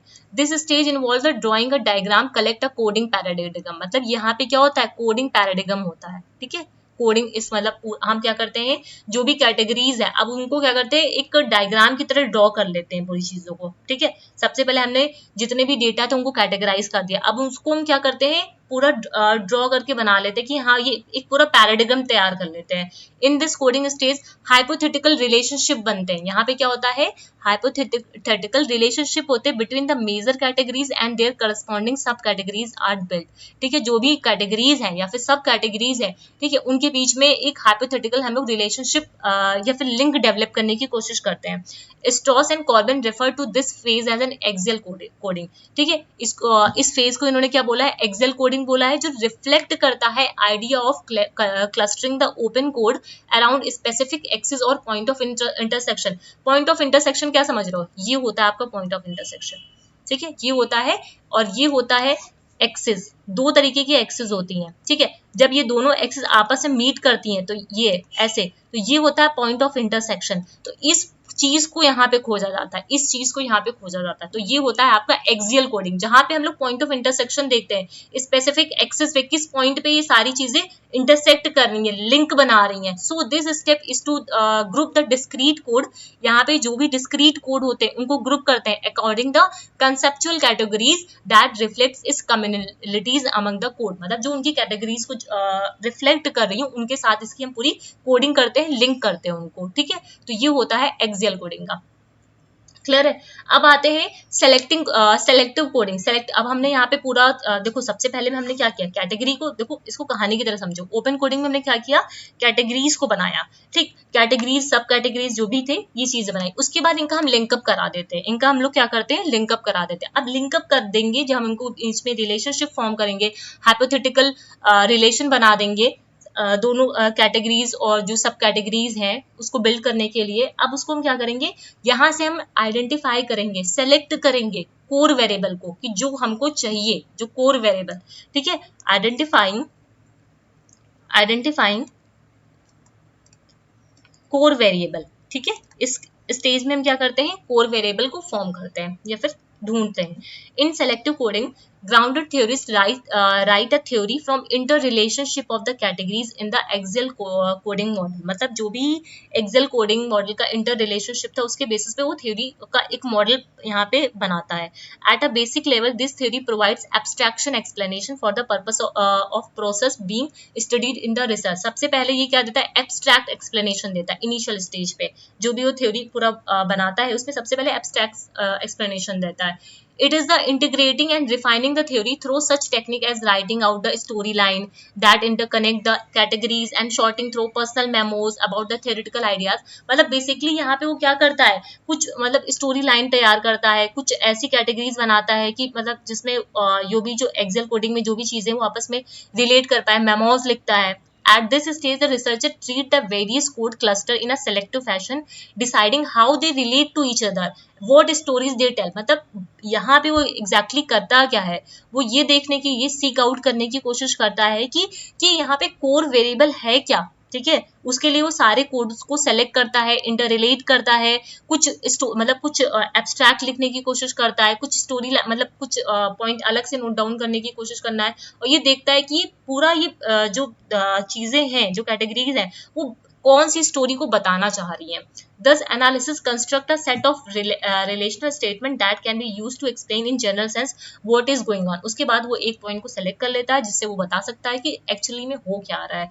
Use of these three coding procedure means that the grounded theories use set procedure to develop theory। मतलब किसी भी थ्योरी को अगर आप ग्राउंडेड टेक्निक का यूज कर रहे हैं तो वहां पे 3 कोडिंग्स का आप लोग को यूज करना ही पड़ेगा, ठीक है, किसी भी थ्योरी को डेवलप कराने के लिए। क्लियर है, तो ये तीनों ही कोडिंग थी यहाँ पे, ठीक है, ये तीनों ही आपकी कोडिंग थी यहाँ पे। उम्मीद करती हूँ यहाँ तक चीजें क्लियर होंगी। मैंने कुछ यहाँ पे और चीजें लिखी थी, एक मिनट, ये इमर्जिंग डिजाइन अलग है। अच्छा इधर आ जाओ, ये जो लिखा है, ये वाली स्लाइड, ये वाली स्लाइड और ये वाली स्लाइड, ठीक है, और ये वाली, ये मुझे इधर करना था, ठीक है, और इधर इधर इधर, ये सारा आपका जीटी का ही चल रहा है ना, ये सारा किसका चल रहा है, जीटी का ही चल रहा है, ठीक है। इधर आओ, सबसे पहले आप डिजाइन ही देख लो पहले। अब आ जाते हैं इमर्जिंग डिजाइन में, ठीक है। इमर्जिंग डिजाइन क्या क्या होती है, इमर्जिंग डिजाइन में अगर बात करते हैं, 3 तरीके की डिजाइन थी, सिस्टमैटिक डिजाइन थी, इमर्जिंग डिजाइन थी और कंस्ट्रक्टिविस्ट डिजाइन थी। वैसे तो ये इमर्जिंग डिजाइन पढ़ने से पहले आपको ये चीज पढ़ना था, ये जो 6 मेजर अप्रोचेज हैं, लेकिन ये भी बाद में देखते, पहले ये देख लो डिजाइन को। इमर्जिंग डिजाइन क्या है, the emerging design was in many ways a reaction to systematic design. ये एक तरीके का रिएक्शन है किसके, टूवर्ड्स सिस्टमैटिक डिजाइन की तरफ, ठीक है। ध्यान रखना ये रिएक्शन किसका है, systematic design का। Glasser has issues with systematic design, he considered it too rigid। ठीक है, ग्लाशर का कुछ मानना था ये जो सिस्टमैटिक डिजाइन है वो कैसा है, वो एक रिजिड है, ठीक है, वो कैसा है, रिजिड है। वहां पे स्ट्रिक्ट रूल्स होते हैं, रेगुलेशंस होते हैं, प्रोसीजर होते हैं जिसे थ्योरिस्ट को फॉलो करना पड़ता है। In response to this he develop the emerging design. उसकी रिस्पॉन्स में, ठीक है, इन्होंने इमर्जिंग डिजाइन को डेवलप किया। Glaser propose to allow the theory to emerge from the data rather than forcing the data into preconceived category. Glaser ने propose किया कि थ्योरी को जो थ्योरी पहले से ग्राउंडेड है उसे खुद से इमर्ज करने दो, ठीक है, प्री कंसीव कैटेगरीज में काम मत करो। मतलब Glaser propose to allow the theory to emerge from the data, जो मतलब थ्योरी जो है वो डेटा से इमर्ज करे, ना कि उसको फोर्स करो, forcing the data into preconceive categories. Glaser जो थे वो फोकस किस पे थे, इटरेटिव अप्रोच पे। ध्यान रखना है आपको, कौन सी अप्रोच पे, इटरेटिव अप्रोच पे इनका फोकस था। इसका मतलब क्या है, this means that data was compare to data was compare to category compare to category, ठीक है। मतलब इनका मानना था कि ये जो इटरेटिव अप्रोच है वहां पे इन्होंने कंपैरिजन की बात की, कंपेयर करना डेटा को डेटा के साथ, डेटा को कैटेगरी के साथ, कैटेगरी को कैटेगरी के साथ, है ना, इस प्रोसेस की इन्होंने बात की थी। ग्लासर का जो व्यू था ग्राउंडर थ्योरी को लेकर as the process of abstracting to higher and higher level rather than only describing a process. जब हम सिस्टमैटिक डिजाइन की बात करते हैं तो वहां पे प्रोसेस को क्या कर रहे थे, जनरली सिर्फ डिस्क्राइब कर रहे थे, और इन्होंने इसका जस्ट अपोजिट बोला। इन्होंने बोला ये जो ग्राउंडर थ्योरी की अप्रोच है, ठीक है, उसको एक प्रोसेस की तरह यूज किया जाना चाहिए जहां पे हम हायर से हायर लेवल पे जाके थ्योरी को इमर्ज करने की कोशिश करें, एब्स्ट्रैक्ट थिंकिंग कर पाए, है ना, process of abstracting to higher and higher level, ठीक है, ना कि सिर्फ इसको डिस्क्राइब करे उस प्रोसेस को। To generate theory should appropriately fit the data, ठीक है, should actually work, be relevant and changeable. जो भी थ्योरी जनरेट हो वो एक्चुअली फिट हो उस फिनोमिना में, वर्क करे, ठीक है, वर्क करनी चाहिए, रेलिवेंट होनी चाहिए और चेंजेबल होनी चाहिए, ना कि रिजल्ट होनी चाहिए।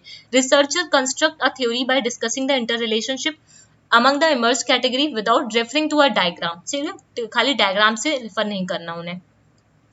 The emergent design refer to the ability to adapt new ideas। जो emergent design में थे वो new ideas को adapt कर पाते थे, concept भी जो होते थे, findings जो नई नई थी, ठीक है, उनके साथ वो डील कर पाते थे। An emergent design welcome unanticipated information. जो इमर्जेंट डिजाइन में अनएंटिसिपेटेड इंफॉर्मेशन थी उसको वेलकम किया गया। Often adding to the richness of the data, मतलब डेटा को और रिच बनाने के लिए अनएंटिसिपेटेड जो इन्फॉर्मेशन थी उसका भी यहाँ पे यूज किया गया। Emergent design is not limited to the data collection and analysis, ठीक है, जबकि जो हमारा सिस्टमैटिक डिजाइन था वो किस पे सीमित था, डेटा कलेक्शन और एनालिसिस तक ही सीमित था। An emergent approach to qualitative research is embedded with every stage.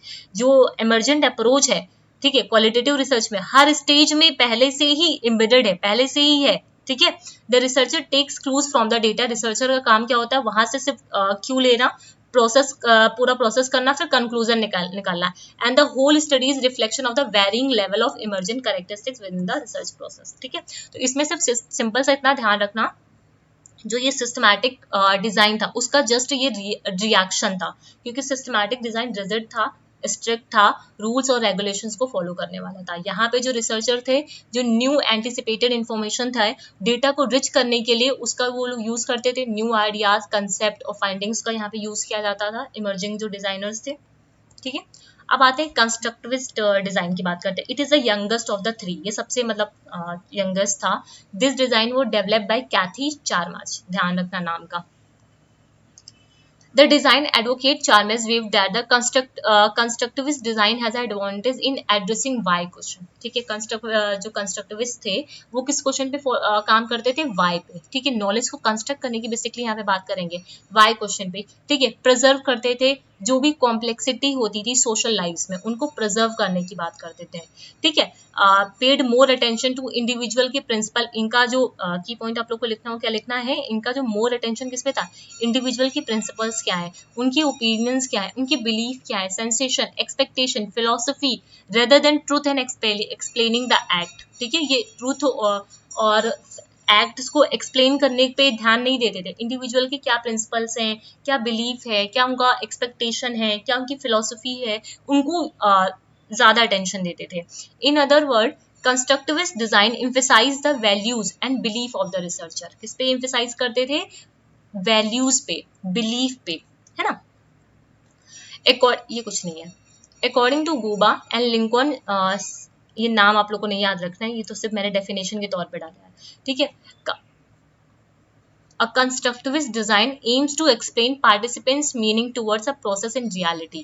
मतलब ये जो constructivist design है, ये अपनी कॉपी में लिखना, एक्सप्लेन करते थे पार्टिसिपेंट्स का जो पूरा रियलिटी पे कैसे वो काम करते हैं, ठीक है, towards a process in reality, मतलब कैसे प्रोसेस रियलिटी में हो रहा है उस पे ये लोग फोकस करते थे, उनका एम ये था।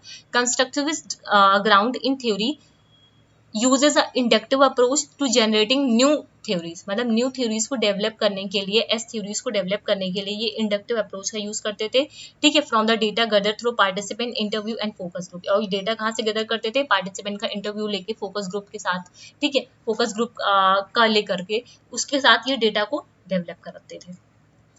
अब इनकी बात करते हैं 6 मेजर जो अप्रोच है आपके, ठीक है, ये इंपॉर्टेंट है आपकी, जिसमें आता है theoretical, constant comparison, core category, theory generation, memos, ठीक है।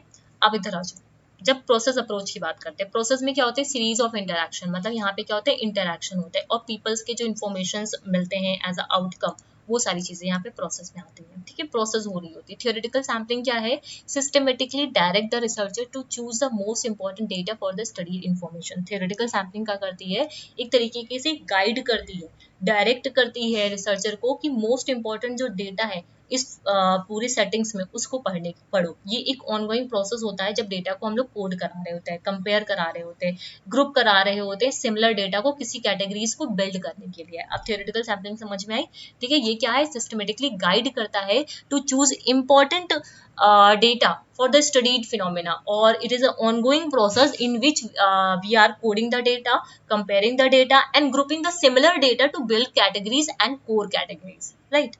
constant comparative, अब जो भी core categories and सब categories हमने यहाँ पे build की है in theoretical sampling, उसको हम यहाँ पे क्या करेंगे, कंपेयर कराएंगे, ठीक है। अब कंपेयर कैसे करा सकते हैं, इवेंट टू इवेंट करा सकते हैं, कोड टू कोड करा सकते हैं, कोड टू इवेंट करा सकते हैं, ऐसे कंपैरिजन कराएंगे। It is a process of comparing like with like to trace out emerging pattern and theory. एक तरीके का ये कांस्टेंट कंपैरिजन क्या है, एक प्रोसेस है जहां पे हम लाइक टू लाइक, एक जैसे जो कैरेक्टरिस्टिक्स वाले हैं उनको हम लोग क्या करेंगे, ट्रेस आउट करेंगे किसी पैटर्न को इमर्ज कराने के लिए, निकालने के लिए, है ना।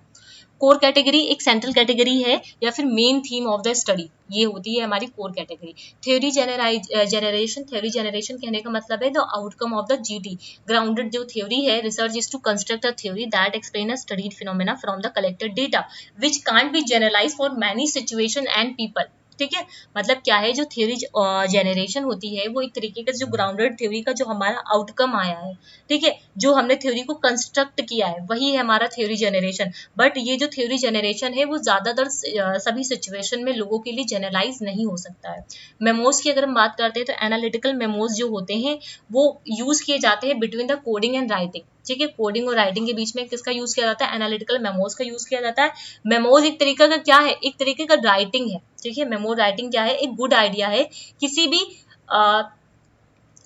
कंसेप्ट को रिकॉर्ड करने का, ठीक है, रिकॉर्डिंग इमर्जिंग कंसेप्ट और ideas throughout the research process which are known as a theoretical memos. मतलब कि जो भी थ्योरीज या जो भी कंसेप्ट या जो भी आइडियाज इमर्ज हो रहे हैं उसको नोट डाउन करना, है ना। अब आते हैं क्रैशवेल की एक बुक थी एजुकेशनल रिसर्च, ये आप लोग को ध्यान रखनी है। इन्होंने 8 स्टेप्स बताए जीडी के, ठीक है। कितने स्टेप्स बताए, एक स्टेप बताए। सबसे पहला आता है चेक सुटेबिलिटी। आप क्या करोगे, सुटेबिलिटी चेक करोगे जो भी सेटिंग्स है वहां पे क्या सुटेबल है, ठीक है। उसके बाद प्लान अ फीजिबल, एक फीजिबल प्लान बनाओगे वहां पे, ठीक है। उसके बाद अप्रूवल लोगे जिन पे आप लोग को जहां पे आप लोग को करना है, ठीक है। फिर थियोरेटिकल सैम्पलिंग, थियोरेटिकल सैम्पलिंग क्या है, रिसर्चर को एक तरीके की गाइड करेगा, जो इंपॉर्टेंट डेटा हो उसको ही चूज करो स्टडी करने के लिए। फिर हम क्या करेंगे, डेटा को कोड करेंगे। अब ये कोड भी 3 तरीके के हो जाएंगे, ओपन, एक्सियल एंड सेलेक्टिव, ठीक है।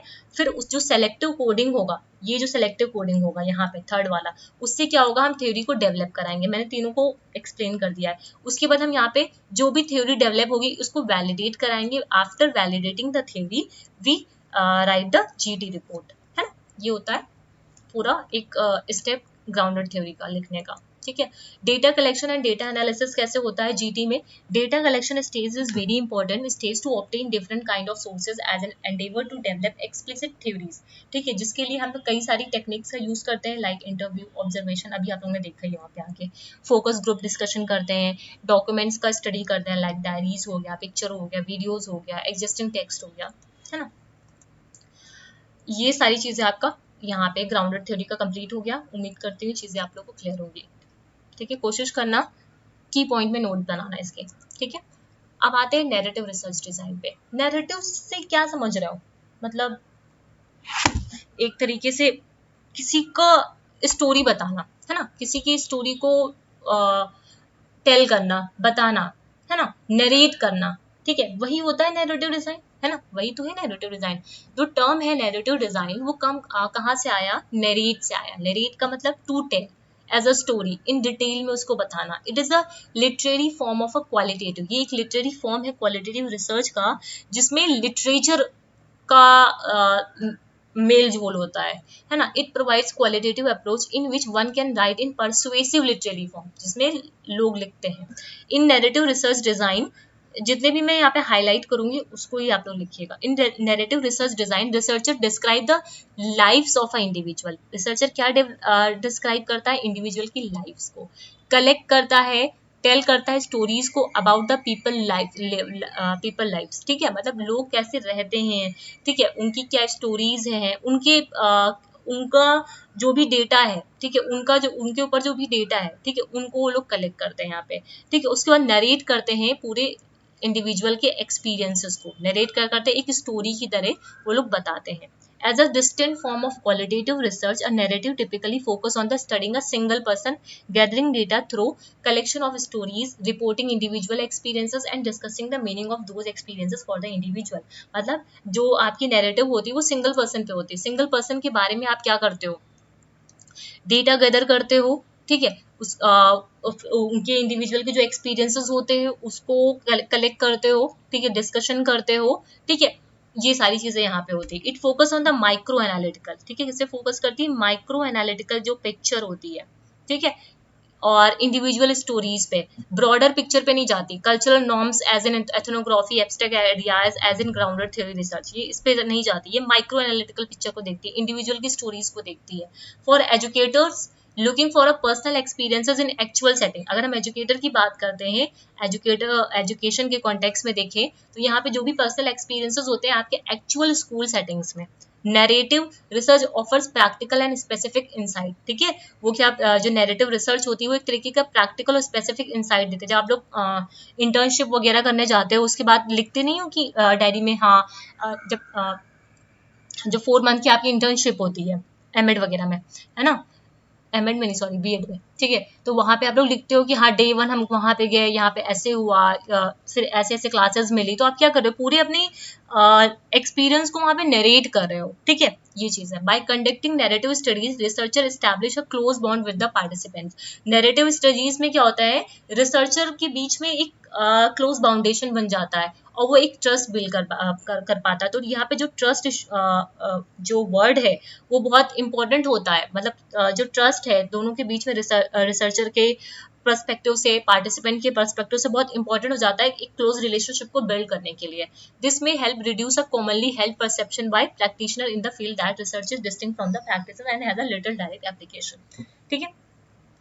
For participant in a study, sharing their stories may make them feel that their stories are important and they are heard, ठीक है, मतलब जो पार्टिसिपेंट होते हैं अगर वो आप पे वो विश्वास ही नहीं कर पाएंगे, अगर आप उनके साथ एक रिलेशनशिप बिल्ड नहीं कर पाओगे तो क्यों वो आपको अपनी स्टोरी बताएंगे, ठीक है, उनके लिए उनकी स्टोरी इंपॉर्टेंट है, ठीक है। तो इसी वजह से वो चाहते हैं कि ये जो हमारी स्टोरी है वो मतलब लिखी जाए या फिर नरेट की जाए, ठीक है, तो ये चीज होती है। इसके लिए यहाँ पे जो ट्रस्ट होता है वो एक इम्पॉर्टेंट फैक्टर हो जाता है, ठीक है। When they tell a story, it helps them understand the topic they need to process. Telling stories is a natural part of a life, and all individuals have stories about their experiences to tell other.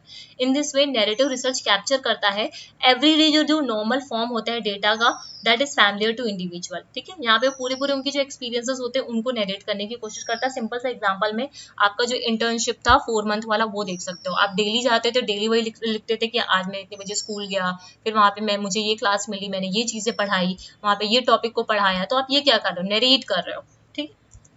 Characteristics क्या है? Narrative research places to the data to chronological order, ध्यान देना यहाँ पे chronological order में होता है, ये इंपॉर्टेंट है यहाँ पे, ठीक है। जो भी डेटा आप लोग है वो क्रोनोलॉजिकल ऑर्डर में होगा, day 1, day 2, day 3, day 4, day 49 ऐसे करके, है ना। This is one main characteristic, ये एक इंपॉर्टेंट कैरेक्टरिस्टिक्स हो जाता है नैरेटिव रिसर्च में, जो हर किसी से इसको डिफरेंट बनाता है ना।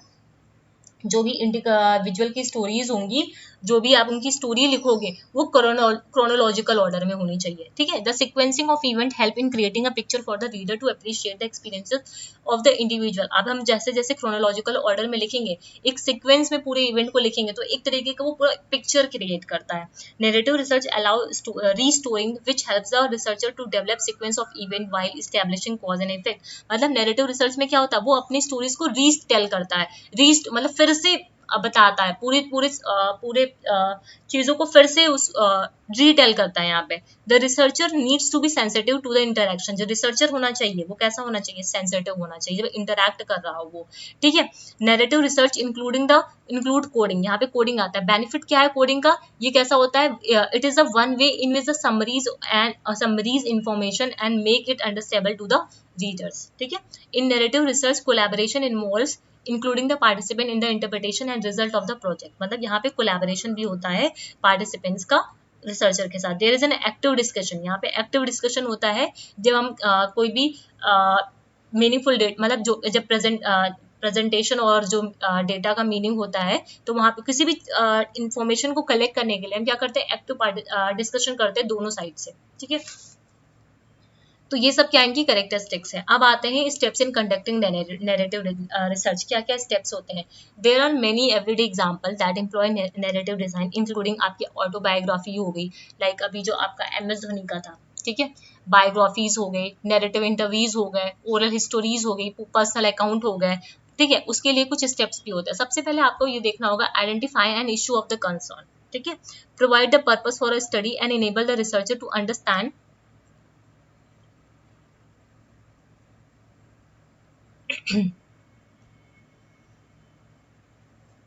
identify the issue, है ना, issue of the concern, provide the purpose of this for the study and enable the researcher to understand personal और social experiences of an individual। सबसे पहले आपको क्या करना है, जो आपका पर्पस क्या है ना, रिसर्च स्टडी करने का आपका पर्पस क्या है, ठीक है, आइडेंटिफाई करना है उस फिनोमेना को, ठीक है, जिसको आप एक्सप्लोर करना चाह रहे हो, ठीक है। उस व्यक्ति को पहले आपको ढूंढना है जिसके बारे में आप उसको लिखना चाह रहे हो, ये कहने का मतलब है। सेलेक्ट करना individual who can provide an understanding of the issue. अब क्या करोगे, आप सेलेक्ट करोगे उस इंडिविजुअल को। सबसे पहले आपने क्या ढूंढा, पर्पस फॉर अ स्टडी, फिर आपने इंडिविजुअल को सेलेक्ट किया जो आपको उस इशू के लिए पूरी अंडरस्टैंडिंग प्रोवाइड कर पाए। Carefully select this person based on their experiences. Carefully हम ऐसे ही किसी को नहीं ले लेंगे, है ना, जो बहुत एक्सपीरियंस पर्सन होंगे उन्हीं को ले जाएं। जो ऑटोबायोग्राफी लिखी जाती है ऐसे ही सब पे ऑटोबायोग्राफीज नहीं लिखी जाती है, बहुत एक्सपीरियंसेस होते हैं, बहुत अच्छे होते हैं, ठीक है, उनको बहुत नॉलेज होता है अपना सारी चीज़ों पे, ठीक है, तभी उनकी ये बायोग्राफीज लिखी जाती है। Collect a story from the participant, उसके बाद हम क्या करेंगे, स्टोरी को कलेक्ट करेंगे उस पार्टिसिपेंट से। It means that beside the participant, ठीक है, कलेक्शन करेंगे यहाँ पे स्टोरी को। Participant verbally sharing their story, दो कॉन्वर्सेशन और इंटरव्यूज, ठीक है। अब वो जो भी अपना स्टोरी होगा वो कैसे शेयर करेगा, इंटरव्यूज लेकर के, फील्ड टेक्स्ट होगा, है ना, मतलब स्टोरी एक वर्बली शेयर करेगा, टेक्स्ट के थ्रू भी शेयर कर सकता है ना, ये वाली सारी चीजें।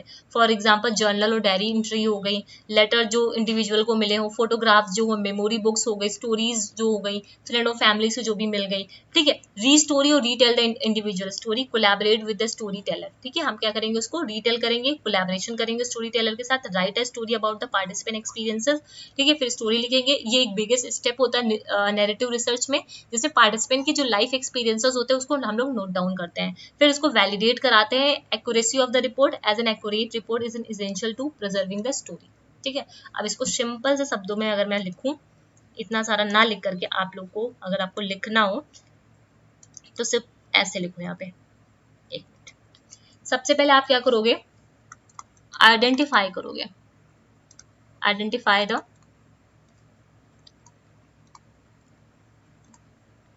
क्योंकि स्लाइड में बहुत कुछ लिखा होता है और हमें इतना ज़्यादा कॉपी में लिखने की ज़रूरत नहीं है, ठीक है, मुझे तो पढ़ाना है इसलिए मैं इतना लिख रही हूँ। रिसर्च स्टडी, ठीक है, identify the purpose of the research study, सबसे पहला काम तो यही होगा, ठीक है। फिर हम क्या करेंगे, सेलेक्ट करेंगे इंडिविजुअल को, सेलेक्ट इंडिविजुअल, इंडिविजुअल जो हमें इंफॉर्मेशन दे पाए, ठीक है, उस फिनोमेना के बारे में, ठीक है। थर्ड आता है, अब हम क्या करेंगे, डेवलप करेंगे इनिशियल नैरेटिव रिसर्च क्वेश्चन। अब हम डेवलप करेंगे यहाँ पे, develop initial narrative research question, मतलब हमने अब उसको सेलेक्ट, मतलब इंडिविजुअल को सेलेक्ट कर लिया। अब हम कुछ नैरेटिव रिसर्च क्वेश्चन को सेलेक्ट करेंगे जो हम उससे पूछ सकते हैं, ठीक है, जो हम उससे पूछेंगे जिससे वो इंफॉर्मेशन हमको देगा, ठीक है। चौथा क्या आ जाएगा, अब हम यहाँ पे क्या करेंगे, उससे मतलब जब क्वेश्चन को कर लेंगे, अब हमें जो भी आपका पार्टिसिपेंट होगा उसे अप्रूवल भी तो लेना होगा, तो यहाँ पे अप्रूवल लेंगे हम, ठीक है, कि हाँ मुझे ये सारी इन्फॉर्मेशन चाहिए तो इसलिए अप्रूवल लेंगे यहाँ पे, ठीक है। अप्रूवल लेने के बाद हम क्या करेंगे, मतलब पूरा उसके साथ फिर डिस्कशन स्टार्ट कर देंगे, ठीक है। फिर यहाँ पे क्या होगा, रिसर्चर जो पार्टिसिपेंट होगा वो उसका भी इन्वॉल्वमेंट होगा, ठीक है, उसका भी यहाँ पे क्या होगा, इन्वॉल्वमेंट होगा, एक्टिव इन्वॉल्वमेंट होगा यहाँ पे, ठीक है, एक्टिव इन्वॉल्वमेंट होगा। नेक्स्ट क्या होगा, फिर एक्टिव इन्वॉल्वमेंट हो जाएगा जिससे क्या होगा, एस्टैब्लिश हो जाएगा रिलेशन, ठीक है, एस्टैब्लिश रिलेशनशिप, ठीक है, किसके बीच में, रिसर्चर एंड पार्टिसिपेंट के बीच में, ठीक है। उसके बाद हम क्या करेंगे, कोलैबोरेट करेंगे, ठीक है, उसके साथ पूरा कोलैबोरेट करके पूरा वो मतलब पूरा डेटा हमें दे देंगे जिससे हम नैरेटिव रिसर्च को पूरा यहाँ पे लिख पाएंगे, उस रिपोर्ट को पूरा, ठीक है। तो ऐसे अपनी कॉपी में लिख सकते हो क्योंकि पूरा स्टेप ऐसे पूछा नहीं जाता है, ये हमको ऐसे पता होना चाहिए, ठीक है। तो शॉर्ट में ऐसे भी लिख सकते हो। क्लियर है, यहाँ तक चीजें क्लियर होंगी, उम्मीद करती हूँ यहाँ तक दिक्कत नहीं होगी। अब आ जाओ नेक्स्ट केस स्टडी पे, ठीक है। केस स्टडी की अगर बात करते हैं तो केस स्टडी क्या है आपका, case study research is a qualitative research approach in which researcher focus on a unit of study. यहाँ पे जो फोकस होता है वो किस पे होता है, यूनिट ऑफ स्टडी, मतलब एक यूनिट पे होता है, एक इंस्टीट्यूट हो गया, एक ग्रुप हो गया, एक बच्चा हो गया, ठीक है, और ये किसी बाउंडेड सिस्टम में होता है, ठीक है, ये किसी बाउंडेड सिस्टम में, और वो सिस्टम कैसा हो सकता है, इंडिविजुअल टीचर हो सकता है, क्लासरूम हो सकता है, स्कूल हो सकता है, इंस्टीट्यूट हो सकता है। A number of researcher have addressed the definition of cases which is concept that is sometimes difficult to grasp. Merriam ने मतलब कई सारे ने अलग अलग डेफिनेशंस दी है, जिसमें मैरिम ने एक्सप्लेन किया कि ये क्या एक थिंग है, एक सिंगल एंटिटी है, एक यूनिट है around which there are boundaries, मतलब ये क्या एक चीज है, एक सिंगल एंटाइटी है, एक यूनिट है जो किसी कई सारी बाउंड्रीज से घिरी हुई है। I can fence in what I am going to study, मतलब ठीक है, आई कैन फेंस जो मैं स्टडी करना चाह रही हूँ। स्टेक ने फर्दर बोला case study is not a methodological choice, ये इन्होंने बोला ये केस स्टडी एक मैथोडोलॉजिकल चॉइस नहीं है but a choice of what is to be study, ठीक है, ये एक मैथोडोलॉजिकल चॉइस नहीं है लेकिन वो चॉइस है जो हम स्टडी करना चाहते हैं, जो हम चाहते हैं स्टडी करें, जिस बच्चे को हम पढ़ना चाह रहे हैं, जिस बच्चे पे हम स्टडी करना चाह रहे हैं, है ना, ये है। फिर आता है माइल्स एंड हबरमैन ने डिस्क्राइब किया केस स्टडी एक इन्वेस्टिगेशन है फिनोमिना का that occur with in a specific context, मतलब केस स्टडी एक फिनोमिना है, इन्वेस्टिगेशन है, किसी फिनोमिना का इन्वेस्टिगेशन है जो एक स्पेसिफिक कॉन्टेक्स्ट में होता है। In other word if the phenomena you want to study is not bounded non identifiable within a specific context, it is not appropriately studied as a case study। मतलब दूसरों शब्दों में बोले, अगर कोई जो फिनोमिना है जो आप स्टडी करना चाह रहे हो वो बाउंडेड नहीं है, ना ही आइडेंटिफिएबल है, किसी स्पेसिफिक कॉन्टेक्स्ट में नहीं किया जा रहा है, तो उसका मतलब वो आपका केस स्टडी नहीं है। केस स्टडी जो रिसर्च है वो एक क्वालिटेटिव अप्रोच है जिसमें रिसर्चर फोकस करता है यूनिट ऑफ स्टडी में जो बाउंडेड होता है किसी सिस्टम में। Case study research method is appropriate when the researcher want to answer a descriptive question। Case study method तभी appropriate होता है जब researcher आंसर करना चाहता है descriptive question को, like what happened, क्या हुआ था, explanatory question, कैसे हुआ, क्यों हुआ, ये कैसे हो गया, क्यों हो गया, ये है ना, ये वाली बात होती है। तो उसको जब आंसर करना होता है इस तरह के क्वेश्चंस में के लिए तब वो केस स्टडी का यूज करता है। कैरेक्टरिस्टिक्स क्या है, case study can be describe as a particularistic, important है, पार्टिकुलरिस्टिक होता है क्योंकि पर्टिकुलर फिनोमेना में हो रहा होता है, डिस्क्रिप्टिव होता है, डिस्क्रिप्टिव नेचर में होता है, हीरियोस्टिक होता है क्योंकि ये खोजते हैं। यहाँ पे case studies are focus on studying a bounded system, ये एक बाउंडेड सिस्टम में होता है और यूनिट ऑफ स्टडी होता है, ठीक है, ये सारे की पॉइंट है। Case study research is a narrative account provide the researcher and reader of the case study with new insight. Case study में उसको क्या मिलता है, न्यू इनसाइट मिलता है, ठीक है, नए तरीके मिलते हैं। इनटू द काइंड ऑफ, मतलब कैसे वो किस तरीके का रिलेशनशिप पहले से उसका पार्टिसिपेंट के बीच में था, ठीक है, तो उसका एक नया इंसाइट मिलता है। टू से अ केस स्टडी इज पर्टिकुलरिस्टिक, अगर पर्टिकुलरिस्टिक बोल रहे तो उसका मतलब क्या है, उसका मतलब क्या है, ये पर्टिकुलर एक फिनोमेना पे फोकस करता है, किस पे फोकस करता है, पर्टिकुलर फिनोमेना पे, लाइक सिचुएशन हो गया, इवेंट हो गया।